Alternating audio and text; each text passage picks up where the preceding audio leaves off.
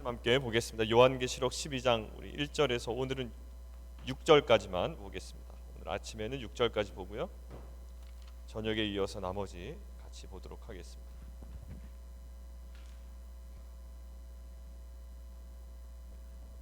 요한계시록 12장 1절에서 6절까지만 오늘 함께 보겠습니다. 자, 오늘 본문을 제가 묵상을 하다가 6절까지 묵상을 하는데 벌써 이제 많은 것들이 좀 나왔어요. 그래서 저희가 6절까지 좀 끊어서 보는 것이 좋겠다라는 생각이 들었습니다. 오늘 큰 이적이 보이니라고 하고요. 그다음에 3절에 또 다른 이적이 보인다라는 그 메시지가 있죠. 어제 본문 잠깐 보면 어제 그 하나님께서 마지막 그림을 보여주신다 제가 메시지를 나눴습니다. 최종 심판에 대한 그림이라고 얘기를 나눴는데 실은 6장 9절 요한계시록 6장 9절에 있는 그 질문은 우리에게 중요한 질문이기도 합니다. 죽은 영혼이 하나님께 간구하죠. 어느 때까지 우리 피를 갚아주시기를 어느 때까지 멈추시겠습니까? 어느 때까지 이 일을 기다리시겠습니까? 이런 간청이거든요. 그러니까 우리의 계속적인 질문이기도 해요. 하나님 어느 때까지 이거 참으시겠습니까? 그리고 언제 우리의 기도를 들어주시겠습니까? 라는 간청입니다. 실은 저희의 기도뿐만 아니라요. 그 남유다 백성들이 포로로 거의 끌려갈 때, 바벨론에게 망할 때, 그때 하나님께 올려드렸던 하박국의 기도기도 합니다. 하나님, 우리 나라가 이래서 되겠습니까? 하나님, 바벨론을 통해서 우리가 멸망해서 되겠습니까? 하나님을 믿지 않는 그 민족을 통하여 우리가 나라가 이렇게 망하게 되면 하나님 열방이 어떻게 보겠습니까? 라는 하박국의 그러한 간청이었습니다. 근데 6장 9절에 그러한 심각한 질문에 하나님께서 분명히 말씀하셨죠. 10장에 지체하지 아니하리라. 그리고 7번째 나팔이 불면 그 하나님의 비밀이 이루어지겠다라고 이야기하셨어요. 그러고 나서 어제 본문이 그 카이로스였습니다. 하나님의 때였어요. 그 악인들이 심판받을 때, 그리고 하나님을 경외하는 자들이 상 주심을 받을 때, 그리고 그 땅을 명하게 하는 자들이 멸망당할 때, 그 하나님의 때가 임했던 거죠. 그러니까 6번째 나팔과 7번째 나팔 사이의 그 긴장 관계 속에 살아가는 것이 실은 우리들입니다. 근데 그 간청과 그 영혼들의 그 간청과 그 하나님의 그 성취 사이에는 실은 순교도 있었고요, 죽음도 있었고 고난도 있었단 말이죠. 그러나 분명히 어제 하나님께서 말씀하시는 것은 그 간청 속에 분명히 하나님의 때가 이루어진다. 근데 저에게는 그래 하나님의 때가 언젠가 이루어질 거야라는 것으로만 묵상은 되지 않았고요. 그 카이로스가 분명히 임박해 있다. 그러니까 하나님의 어떤 그 재림을 얘기하는 건 아니고요. 각자마다 갖고 있는 기도 제목에 대한 하나님의 때라는 거예요. 하나님의 그 성취의 때. 그러니까 실은 그러한 갈망조차도 잃어버린 세대가 됐습니다. 실은 기도의 제목이 뭡니까? 물어봐도 기도의 제목도 없어요. 기도의 제목이 뭐세요? 라고 하면 세상에 문제가 있을 때는 그 문제만 기도의 제목이고요. 문제 없으면 기도 제목도 없습니다. 이런 세대가 돼버린 거예요.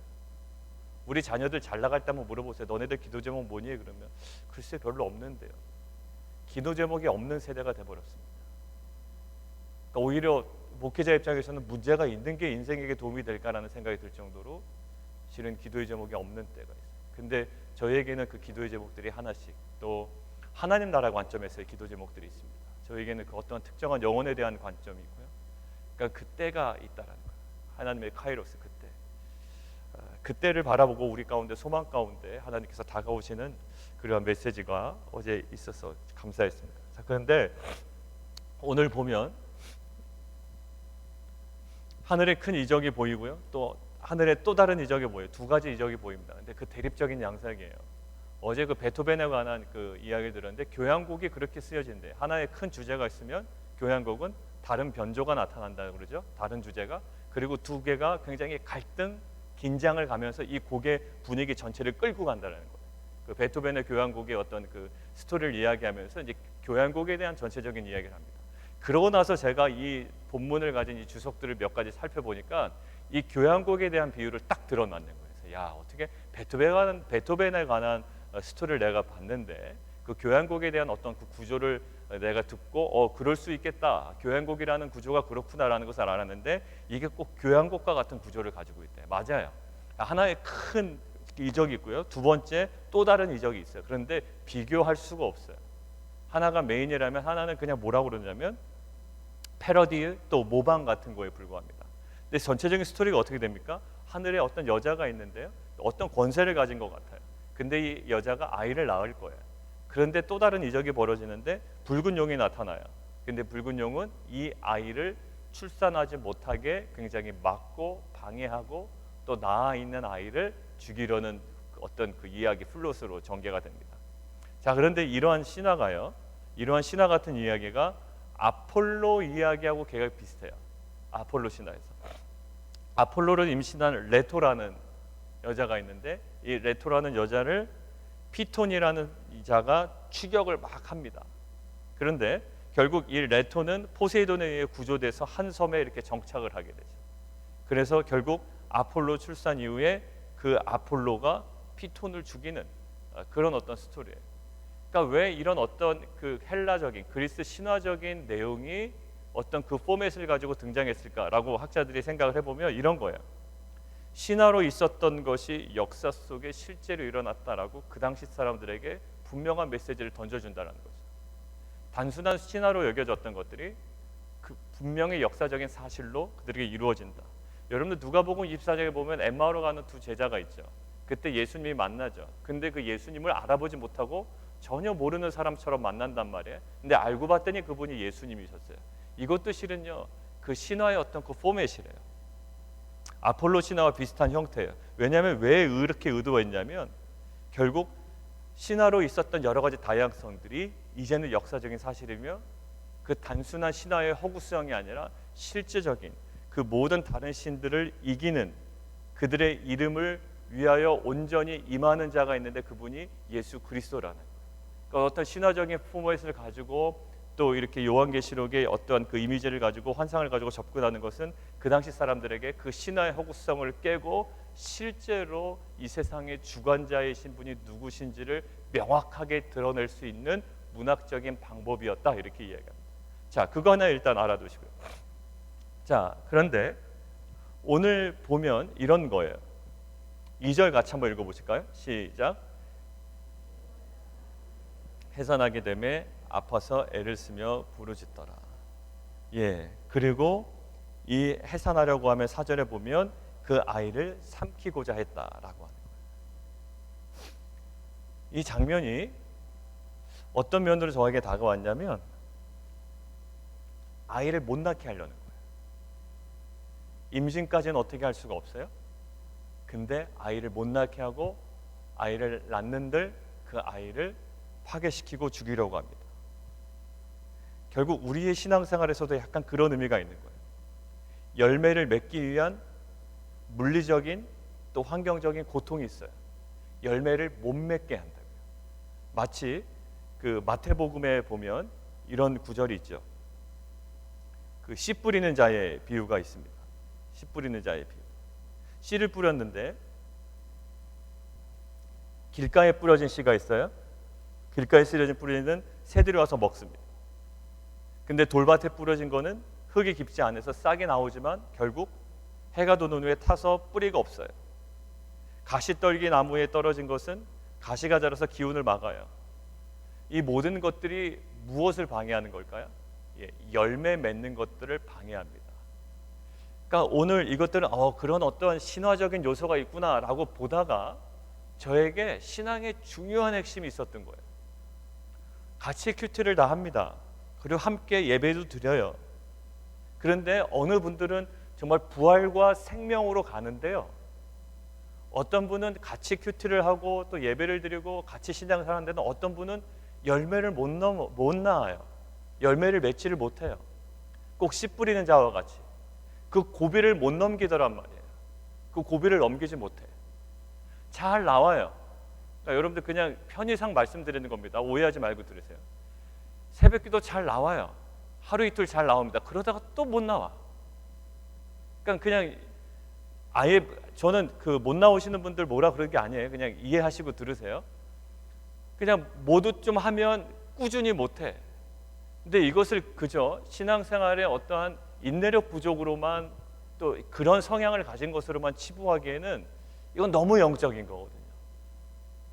그러니까 이게 뭐 듣는 태도도 그렇고 이 모든 것들이 꾸준하지를 못하는 거예요. 이 기복이 너무 심한 거예요. 그래서 이 사람의 성향인가라고 보기에는 너무 영적인 거죠. 자, 그래서 오늘도 보면 아이를 못 낳게 한다고요. 왜?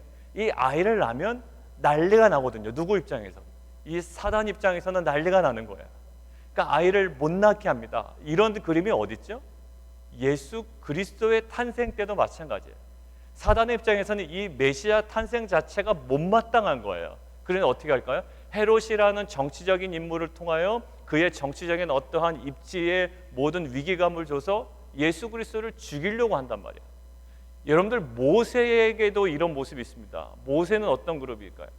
모세는 굉장히 이스라엘 민족을 끌고 갈 예수님과 같은 어떤 그런 모형이자 상징이에요. 그런데 이 모세가 나타났을 때 어떻습니까? 다 사내 아이를 죽이는 일이 벌어져요. 갈대상제 보호하시죠? 그러고 나서요 이제 장성합니다. 그런데 이 바로에게 쫓김을 당하고 바로에게 죽임을 당한 상황이 출애굽기 2장에 나와요. 이 바로가 어떻게 될까요? 모세를 죽이려고 하니 이 모세가 결국 쫓김을 당하죠. 그러니까요 이 뭔가 어떠한 그 중요한 이미지겠어요. 출애굽기에서 보면 민족이 중다해집니다. 숫자가 많아져요. 그러니까 누가 위기감을 느끼죠? 예, 바로와 애굽이 위기감을 느껴요. 그래서 어떻게 합니까? 핍박을 가하기 시작하는 거예요. 자, 보세요. 출애굽을 앞둔 이스라엘 민족은 자기는 몰라. 내가 이 열매를 맺으면 얼마나 큰 일이 벌어질지 나는 몰라요. 이스라엘 백성은 몰라요. 왜 우리를 이렇게 박해하나 몰라요. 그러나 그 열매가 나타나면 이것이 얼마나 위대하고 하나님의 구속사에 정말 중요한 역할을 하는지 누구는 안다. 사단은 알고 하나님은 알아요. 근데 당사자는 몰라. 우리가 마치 그런 것 같아요. 우리가 정말 인내의 시간들을 잘 감당해내고 이 말씀 앞에 날마다 서고 이것이 지루한 시간 같지만 이 열매를 맺어나가는 이 고통이 얼마나 귀한지를 몰라요. 그러니까 어떡해요? 아유 신앙생활 하니까 뭐 또 힘드네.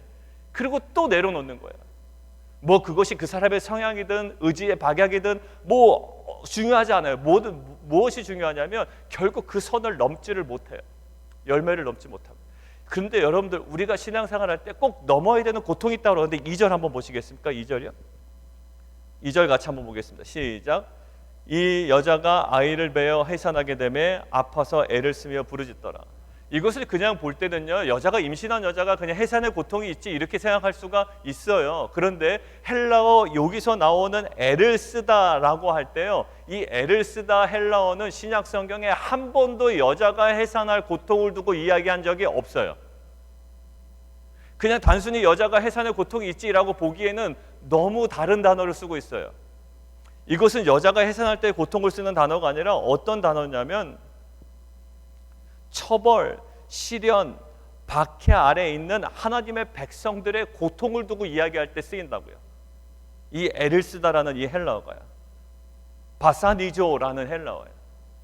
그러니까 이 바사니조라는 이 헬라어를 통해서 우리가 알아가는 것은 뭐냐면 결국 이 고통이 있다라는 거죠. 뭐 하기 위해? 열매 맺기 위해서. 해산하기 위한 고통이 아니라 우리가 이 마지막 최종 선을 넘기 위한 고통이 있다는 거예요. 이것은 요한계시록에도 명시가 됐어요. 그러니 어떻게 돼요? 어느 때까지 멈추시렵니까? 라고 할 때 어떻게 해요? 그 숫자가 차기까지 좀 기다려라는 거예요. 그 넘어서야 된다는 거예요. 그러니까 고통은 그냥 고통 가운데 나를 구원해 주십시오라는 것이 아니라 지난 계속 이틀 전부터 얘기하는 것처럼 그것을 반드시 통과해야지만 부활을 경험하는 놀라운 신비가 있다고요. 죽어야만 살아야 하는 신비, 죽어야만 부활하는 신비. 근데 우리는 될 수 있으면 죽음을 피하고 고통을 피하지만 오늘도 마찬가지예요. 아이를 낳기 위하여, 열매 맺기 위하여 말씀 묵상하고 큐티하고 예배하는 가운데 정말 신앙의 열매를 맺기 위하여 감당해야 되는 고통이 있대요. 누구에게? 신자에게는. 그게 뭐예요? 거룩한 고통이라는 거예요. 그 고통이 있어야 뭐가 나요? 아기가 나와요. 애가 나와요. 신앙생활 되게 편하게 하려고 그러죠. 근데 이렇게 큐티하다가 딱 나버립니다. 왜 안 하세요? 힘들어서 안 해요. 좋아지는 것 같고 너무 고통스럽다는 거예요. 그리고 그냥 가서 일하는 게 낫겠대. 돈 버는 게 낫겠대요. 여러분들 그게 마지막 선이었어요. 근데 그 선을 넘지 못할 때 너무 안타까운 거죠. 저 역시도 그랬고요. 그리고 우리도 그런 유혹이 있습니다. 아기를 낳지 못하도록 우리를 어떻게 할까요? 막 받게 한다고요. 여러분들 우리가 항상 마지막 선에서 넘어지셨습니까? 그 선을 혹시 넘지 못하셨습니까? 너무 고통스러워서 놔버렸습니까? 아니에요. 이것은 바산이죠. 아파서 애를 쓰며 부르짖는 고통이 있어야 뭐를 난다고요? 이 용들이 두려워하는 이 애가 나온다고요. 자, 그런데 이 마지막 선을 넘기 위해서 어떻게 해야 되는가라는 거예요. 그러면 꾹 참아야 되는가?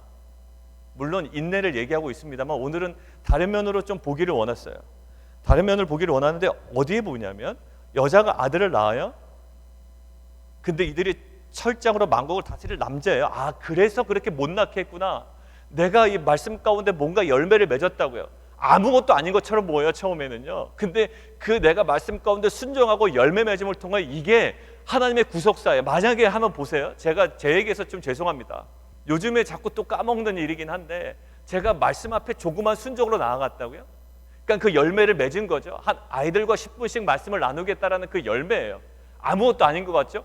믿지 않는 사람들, 신앙으로 있지만 예배 드리시는, 그러다 큐티에 대해서 별로 가중치를 안 드신 분들이 그 얘기를 제 간증으로 들을 때 하면 뭐라고 여기실까요? 뭐야 목사님 큐티라고 협박하는 거네. 이런 식으로 아주 그냥 좀 비웃을지도 몰라요. 그게 뭐야? 10분 말씀 나누는 게 뭐가 중요해? 가정 예배 안 드리니까 또 우리를 압박하시나 보다. 이런 식으로 들을 수도 있어요. 그런데요, 그 조그마한 순종을 통해서 제가 첫째 아들을 통해서 저에게 주신 은혜가 있다고 그랬잖아요. 맞아요.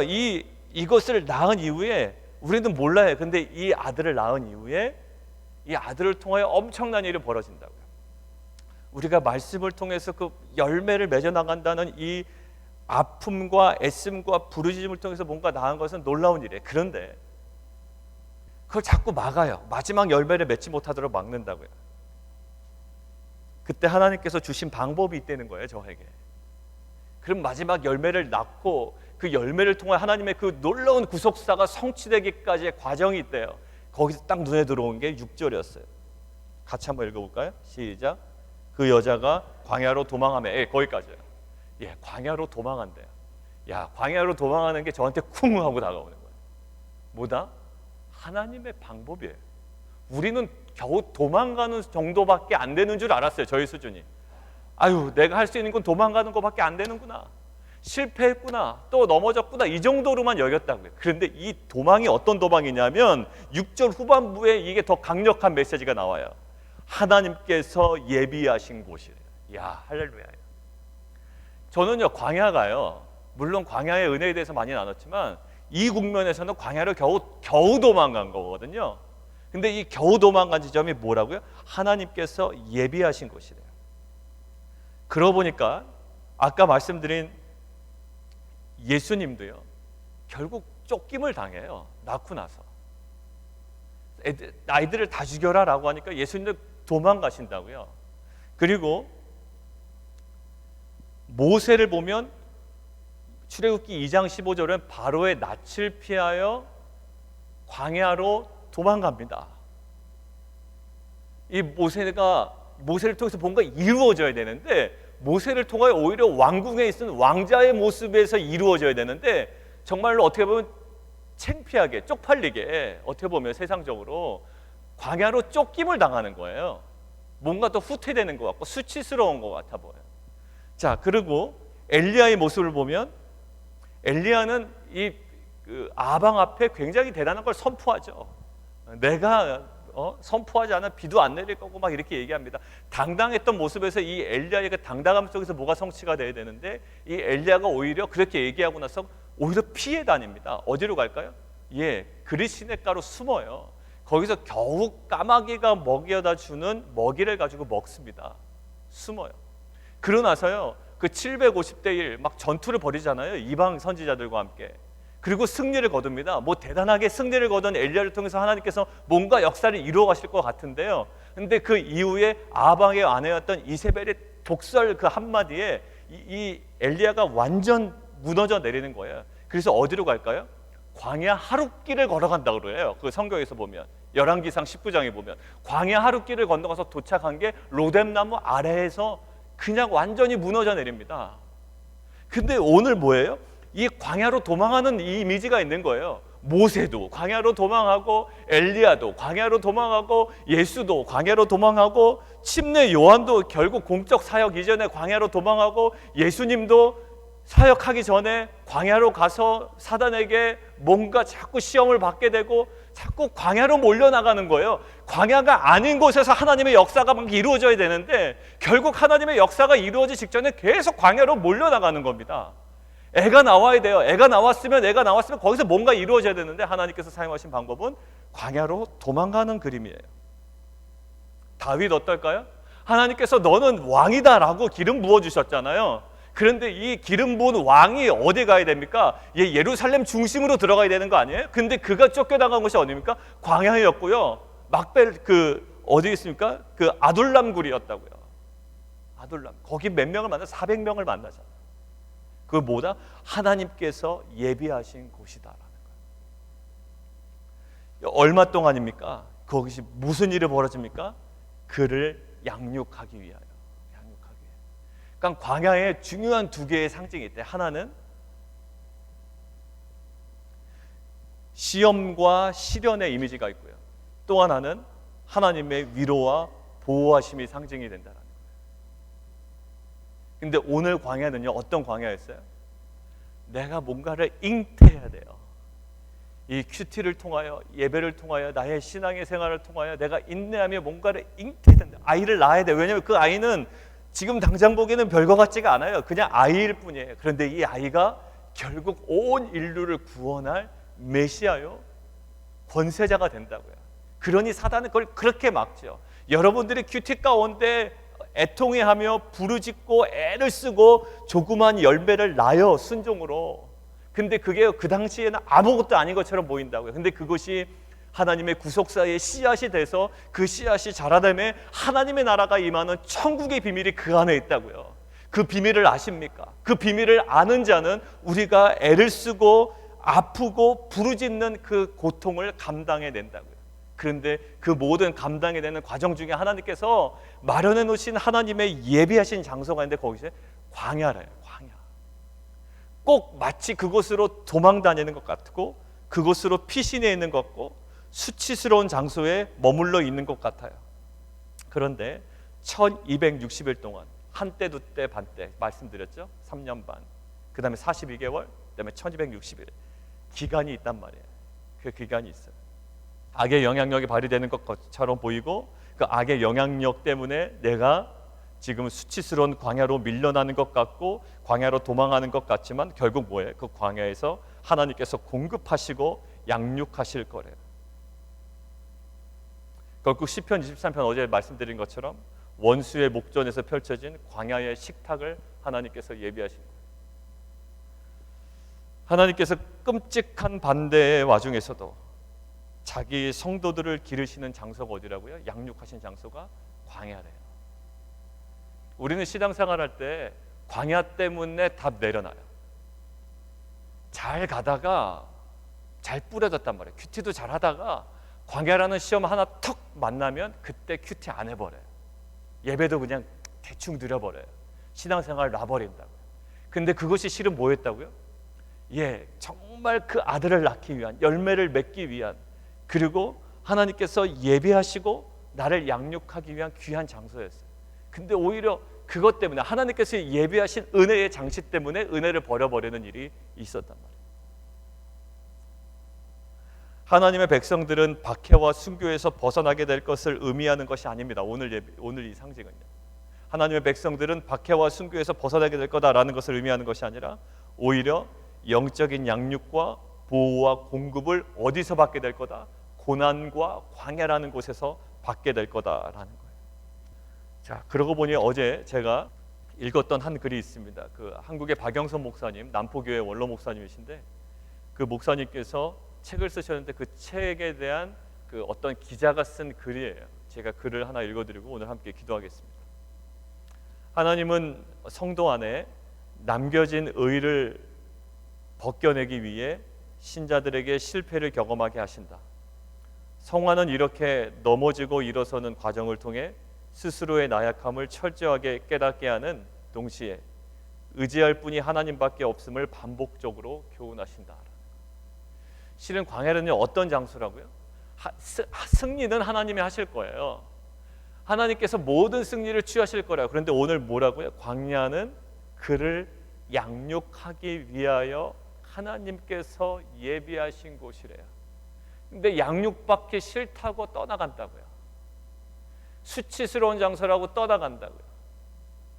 애굽의 왕좌에 있어야 되는데 광야로 도망간 신세라고 굉장히 자기를 창피스럽게 여긴다고요. 아니요, 여기는 놀라운 신비가 있습니다. 예수님은 십자가를 창피하게 여기지 않았어요. 예수님이 십자가에 달리는 것을 정말로 영광스럽고 거룩하게 생각하셨다. 우리가 당하는 고난을 어떻게 생각하세요? 내가 광야로 그냥 쫓겨난 것 같으세요? 그냥 수치스럽게 도망간 인생처럼 보이세요? 아니에요. 하나님은 이 시간을 나를 다루는 시간이에요. 나의 교만을 다루고 나의 모난 부분을 다루고 나의 부족함을 다루는 시간이에요. 나를 양육하기 위하여 하나님께서 예비하신 곳, 이것이 광야인 줄 믿습니다. 그것을 통하여 우리가 보려고 하는 결과는 무엇일까요? 낫는 거예요. 아파서 애를 쓰며 부르짖음 속에 광야의 시간을 철저하게 하나님의 언약 가운데 보냄으로 아이를 낳는 거예요. 에게 아이 하나네? 라고 하지만 아니요, 사단은 알아요. 그 아이 하나가 얼마나 이 인류를 주관하는 메시아가 될 건지를 안다고요. 우리는 봐야 돼요. 말씀 가운데 겨우 말씀 하나 순종해 나간 것, 이것이 씨앗이 되어 하나님의 거룩한 구속의 역사에 정말 귀한 씨앗으로, 믿음의 씨앗으로, 열매의 씨앗으로 또 하나님께 사용하실 줄 믿습니다. 함께 좀 기도하겠습니다. 우리가 실은 그렇게 살아가는 것 같습니다. 아이를 낳아야 돼요. 근데 사단은 아이를 낳지 못하게 해요. 왜냐하면 그 아이를 낳는 것이 지금 당장의 큰 일은 벌어지지 않지만 결국 그 아이를 통하여 난리가 나거든요. 우리 입장에서도 마찬가지입니다. 이 아이가 너무 작아 보여요. 그런 아이를 낳기까지 너무 아프고 애를 쓰며 부르짖어야 돼요. 그러니까 그 앞에서 포기해버리는 거예요. 사단은 좋아하겠죠. 그러나 우리가 그 마지막 선을 넘어야 됩니다. 하나님, 이 애를 쓰다라는 것은 처벌과 시련과 박해 가운데 있는 하나님의 백성의 고통입니다. 이 고통을 통하여 하나님, 이 열매를 맺기 위한 물리적인 환경적인 고통이 있지만 결국 하나님 이 열매를 맺기 원하는, 아이를 낳기를 원하는 정말 하나님의 그 마음을 알아 저희가 이 모든 시간을 이겨낼 수 있도록 인도하여 주십시오. 그리고 하나님의 그 안전장치가 있는데 우리로 하여금 광야로 도망가게끔 하는 겁니다. 광야로 도망하는 인생은 수치스러운 인생이 아니요, 하나님께서 우리를 양육하기 위하여 하나님께서 예비하신 거룩한 장소임을 믿습니다. 그곳에서 다름받게 하시고 그곳에서 정말 거룩한 산고의 그 고통이 우리 가운데 귀한 열매로 맺어지는 하나님 은혜의 장소 되게 도와주시옵소서. 함께 기도하며 나아가도록 하겠습니다. 우리가 좀 함께 또 기도하겠습니다. 이사야서 26장은 고통이 출산으로 연결은 안 됩니다. 그런데 오늘 요한계시록에서는 이 여인의 고통이 출산으로 연결됩니다. 출산 이후에도 어디로 가야 됩니까? 거기서 바로 뭔가 이루어지지 않습니다. 광야로 도망가는 국면을 또 경험합니다. 신앙이 그래서 어려운 것 같습니다. 출산의 기쁨이 있지만 어느덧 또 광야로 도망가 버립니다. 아닌가 보다라는 생각이 자연스럽게 들겠죠. 그러나 그것은 하나님께서 그를 양육하기 위하여 예비하신 곳이라고 합니다. 하나님, 이러한 그 신앙의 국면을 우리의 영의 눈이 열려 정확하게 바라보게 하시고 하나님의 그 마지막 그림을 향하여 또 산소망을 붙잡고 나아가는 귀한 공동체 되게 도와주십시오. 우리 한 번 더 잠깐 기도하겠습니다. 우리 또 마지막 한 가지만 더 기도할까요? 우리 최영미 권사님 지난 주말에 또 교통사고를 당하셨는데 이제 여러 가지 또 보험 처리가 되는 과정들이 좀 순조롭게 좀 진행이 돼야 됩니다. 위에서 기도하시고 또 그때 있었던 여러 가지 목의 통증 병원도 한번 다녀오셨다고 하는데 하나님 그 모든 회복되는 과정들 주님께서 주관하여 주십시오. 그리고 우리 이종호 선교사님 이제 뇌 MRI 한번 다시 찍고요. 이제 치료가 시작이 된다고 합니다. 하나님 살려 주십시오. 주님 치유하여 주십시오. 우리 함께 기도하며 나가도록 하겠습니다. 살아계신 하나님 감사합니다. 하나님 우리 안에 아파서 애를 쓰며 부르짖는 시간을 통해 그 하나님께서 허락하신 그 아이, 그 신앙의 열매를 맺어 나가는 귀한 공동체 될 수 있도록 인도하여 주시옵소서. 이것은 신자에게 허락된 하나님의 그 거룩한 고통인 줄 믿습니다. 이 고통을 통하여 출생된 이 아이, 맺은 열매를 통해 하나님의 구속사를 함께 경험하는 공동체에게 도와주시고, 그럼에도 불구하고 출산 이후에 또 다른 광야로 도망해야 되는 인생을 수치스럽게 또 이상하게 생경하게 또 그것들을 두려움으로 당하는 것이 아니라 하나님께서 우리를 양육하고 또 우리를 만지시기 위하여 예비하신 곳임을 저희가 알고 그 광야의 은혜를 경험하는 귀한 공동체 될 수 있도록 인도하여 주시옵소서. 하나님 도망가는 인생이 아니라 하나님께서 거기서 더욱더 우리를 연단시키시고 또 우리를 만져가시며 우리를 위로하시고 우리를 보호하시는 정말 그 은혜를 광야에서 경험하는 귀한 공동체 되게 도와주시옵소서. 이종호 선교사님 정말 그 연약함 주님께서 만져주시고 보혈로 하나님 치유하시고 주님 살려 주시옵소서. 예수 그리스도 이름으로 기도하옵나이다.